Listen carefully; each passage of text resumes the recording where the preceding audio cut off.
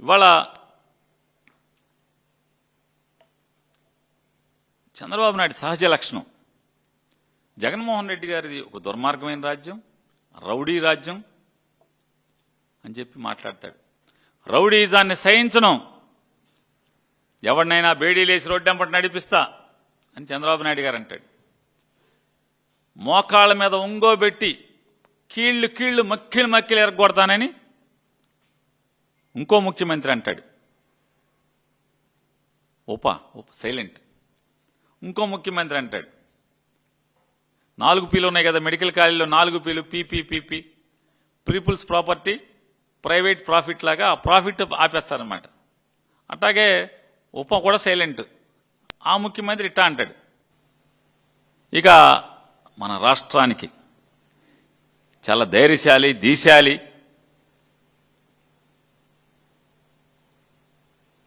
మరో రాణి రుద్రమ్మదేవి, మరో ఝాన్సీ లక్ష్మీబాయి గారు అంతా యశస్సు ఉన్నటువంటి హోమ్ మినిస్టర్ గారు. వారు శాఖ మాత్రం వారు పట్టించుకోరు. హోంశాఖలో మర్డర్లు అయిపోయి, కిరాతకాయలు అయిపోయి, అమ్మాయిల్ని చెరిచేయని, చెరబట్టని, చంపేయని, ఆస్తులు లాక్కొని కబ్జాలు చేయని ఎక్కడ ఆవిడ అసలు మాట్లాడరు. ఈ రాష్ట్రంలో శాంతి భద్రతలు దిగజారిపోతున్న పరిస్థితులు భారతదేశంలో కేంద్ర ప్రభుత్వం చెబుతుంది ఈ రాష్ట్రం నాశనం అయిపోతుందని. అయినా వారేం మాట్లాడరు.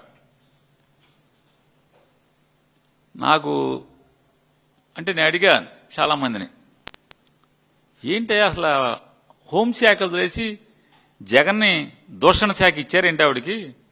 జగన్మోహన్ రెడ్డి దూషణ శాఖ అమాత్యులు ఏంటంటే, సార్ ఆవిడ చూస్తే మాకు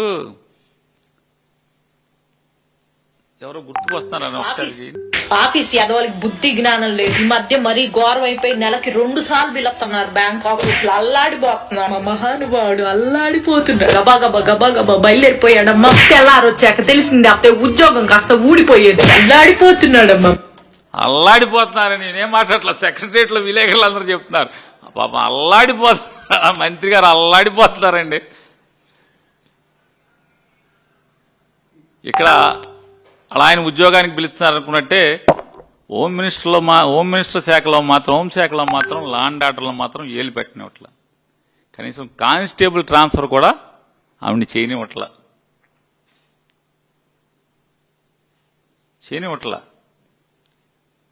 దేనికంటే మామూలుగా వెనకటికి మూర్ఛ వ్యాధి ఉన్న వాళ్ళకి మూర్ఛ పెళ్ళేసేవాళ్ళు. అంటే ఈయనకి మూర్ఛ ఉంది, పడిపోతే నీళ్లు పోయిండి అయ్యి అని చెప్పి రాసి ఉండేది పాలక. ఇప్పుడంటే మందులు వచ్చేసినాయి కాబట్టి మూర్ఛ వ్యాధికి బాగా అవి కనపడతలా. ట్రబుల్ షూటర్ అనే ఒక పలకేసి ఈవిడ్ని అల్లాడెట్టి చేసేస్తున్నారు లోకేష్ నాయుడు, చంద్రబాబు నాయుడు. అంటే పేరేమో హోంశాఖ, బ్రాకెట్లోనేమో జగన్మోహన్ రెడ్డి దూషణ శాఖ. అసలు శాఖ లేదు. ఈ కొసర శాఖ మీదే పాపం ఆవిడతో ఉద్యోగం చేయిస్తున్నారా, మరి ఆవిడకే ఇది ఇంట్రెస్టో మనకు తెలియదు. వారు గబగబా ప్రెస్ మీట్ పెట్టేసేసి, చూడండి వీళ్ళు మనుషులా రాక్షసులా అని పెద్ద మాటలు. అసలు మామూలుగా గ్రాంధికంలో ఉన్నటువంటి పురాణాల్లో ఉండే మాటలు అన్నీ ఏరుకొచ్చి వారు మాట్లాడుతున్నారు మంత్రి గారు. అమ్మా మంత్రి గారు, ఈ రాష్ట్రంలో ఏ చెడుకైనా, ఏ పాపానికైనా, ఏ దుష్ట సాంప్రదాయానికైనా నారా చంద్రబాబు నాయుడు గారు ఆద్యుడు, ఆయనే శ్రీకారం చుట్టేటువంటి పనుడు అనేది మీకు తెలియపోతే ఎట్లాగా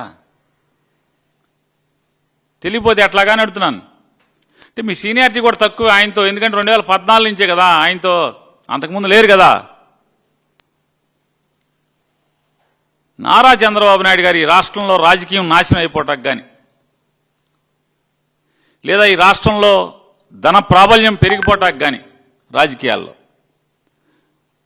కుల ప్రభావం పెరిగిపోవటం కానీ, కుల జాడ్యం పెరగటానికి కానీ, లేదా రాజకీయ నాయకులు బరి తెగించి అవినీతి చేయటానికి కానీ, వీటన్నిటికీ ఎవరు ఆద్యుడు అని అడుగుతున్నాను. ఈ హింసకి ఎవరు? ఈ గొర్రె పొట్టోళ్ళని కొడతాం, నరకటం, ఆ రక్తాన్ని ఫోటోలు చిమ్మిష్టం. కాస్త పచ్చ కళ్ళజోడు తీస్తే హోమ్ మినిస్టర్ గారు, కళ్ళకున్నటువంటి పసుపు పచ్చ కళ్ళజోడిని తీస్తే అసలు సమాజంలో ఏం జరుగుతుందో మీకు అర్థం అవుద్ది. ఒకసారి చూడండి. ఒకసారి ఈ కనపడలేదా అంటున్నా. ఈ చూసే మాలో కూడా కొంతమంది ఈ జాడ్యం, నారా చంద్రబాబు నాయుడు గట్టి చేయాలంటే మనం కూడా ఇలా చేయాలని చెప్పని. ఈ రోగం ఈ రాష్ట్రానికి అంటించింది ఎవరు? మీ నాయకుడు మీరు కాదా అని అడుగుతున్నాను. ఎవరంటిచ్చారు ఈ రాష్ట్రానికి రోగం? ఈ జాడ్యం. ఆ రోజే గనక వీళ్ళందరినీ పవన్ కళ్యాణ్ గారు, ముఖ్యమంత్రి పవన్ కళ్యాణ్ గారు, ఉప్ప ఉంది ఊరికి సైలెంట్ అనమాట, పవన్ కళ్యాణ్ గారు మోకాళ్ళ మీద కూర్చోబెట్టి కాలు కీలు గనక ఇరగదీసి ఉంటే మళ్ళీ మా పార్టీ వాళ్ళు ఎవరైనా చేసేవాడా అని అడుగుతున్నాను. హోమ్ మినిస్టర్ గారు, మీరు దీనికి సమానం చెప్పు. ఎంతమంది మీద కేసులు పెట్టారు? ఎంతమందికి బేడీలు వేసి రోడ్డు ఎమ్మట నడిపించారు మీరు వీళ్ళని? వీళ్ళకేం పదవులు ఇస్తారా? మీరు సర్టిఫికెట్లు పంపిస్తారా?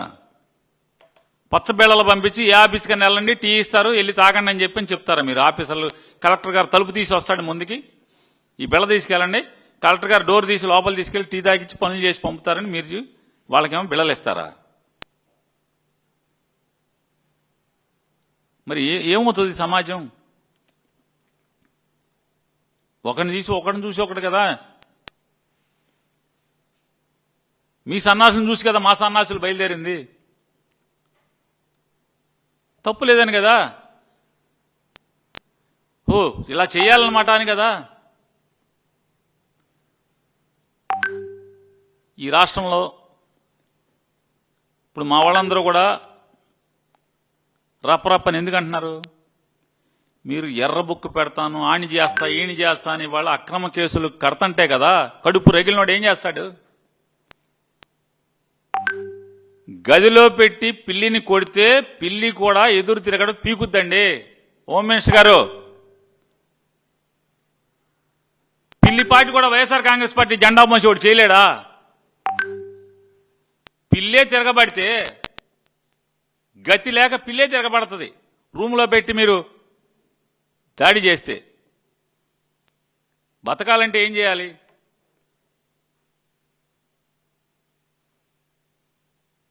తిరుగుబాటు చేయక ఏం చేస్తారు? అందుకే మా వాళ్ళు అంటే అక్కడ చెప్తున్నాం, అరే ఎంతరా బాబు తప్పు మాట, వాళ్ళు ఏదో తప్పుడు పనులు చేశారని వాళ్ళు ఎదవల్లాగా పరిపాలించారని మనం ఎందుకు చేయాలి? చట్టం ఉంది, సిట్ ఉంటుంది, మనకు కూడా గుణశేఖర్ బాబు వస్తాడు, మనకు కూడా కిషోర్ వస్తాడు, మంచి ఆఫీసర్లు వస్తారు. మన దగ్గర కూడా ఐపీఎస్లు రిటైర్ అయిన ఆఫీసర్లు అడ్వైజర్లుగా వస్తారు.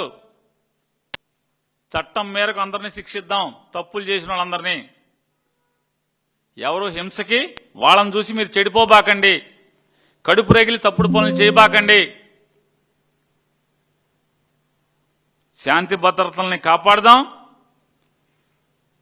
గుణశేఖర్ బాబు లేకపోతే అశోక్ బాబు, కిషోర్ బాబు ఇట్లాంటి బాబుల్ని పెట్టుకుని సిట్లో ఖచ్చితంగా చట్టం మేరకు చట్టానికి లోబడి బిఎన్ఎస్ఎస్ కొత్తగా వచ్చినాయి కదా, వీటన్నిటి ద్వారా తప్పకుండా అణిచివేద్దాం. పాపాత్ముల్ని, తప్పులు చేసిన వాళ్ళని, దుర్మార్గుల్ని చట్టం మేరకు శిక్షిద్దాం. అయ్యా వైఎస్ఆర్ కాంగ్రెస్ పార్టీ జెండా మోసేవాళ్ళారా, వాళ్ళని చూసి మీరు తప్పుడు పనులు చేయబాకండి, తప్పుడుగా మాట్లాడబాకండి.